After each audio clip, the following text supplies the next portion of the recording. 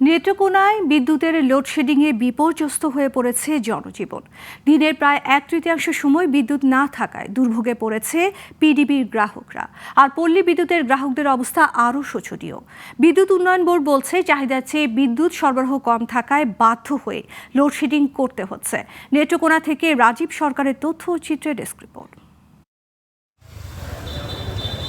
নেত্রকোনায় প্রায় এক সপ্তাহ ধরে গড়ে প্রতিদিন ঘণ্টাখানেক ধরে 6 থেকে 8 বার লোডশেডিং হচ্ছে। পিডিবি জানিয়েছে, পিডিবির প্রায় 59,000 গ্রাহকের বিপরীতে 19 থেকে 20 মেগাওয়াট বিদ্যুতের চাহিদা থাকলেও সরবরাহ হচ্ছে 12 থেকে 14 মেগাওয়াট। এদিকে তীব্র গরম আর বিদ্যুতের লোডশেডিংয়ে বিপর্যস্ত গ্রাহকরা বলছেন, বারবার বিদ্যুৎ যাওয়া আসা করায় নষ্ট হচ্ছে ফ্যান, টেলিভিশন, কম্পিউটার সহ বৈদ্যুতিক সরঞ্জাম। ব্যাহত হচ্ছে শিক্ষার্থীদের লেখাপড়া। বৃদ্ধ ও শিশুদের মধ্যে অনেকেই অসুস্থ হয়ে পড়ছেন।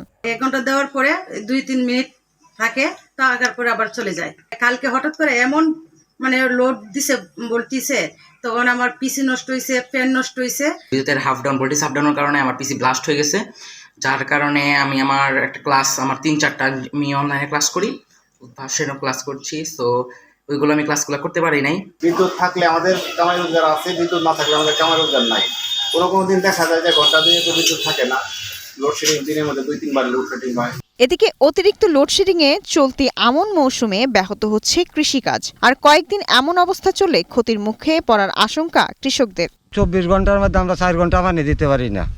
জমি মাঠ পুরাটা মরছে এই বছর বিদ্যুতের অভাবে।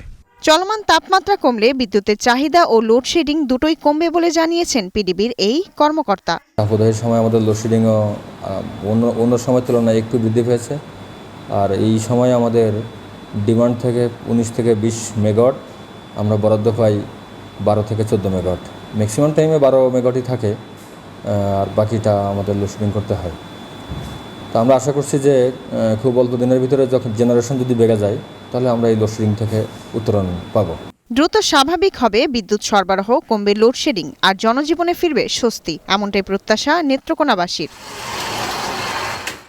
Global television news desk.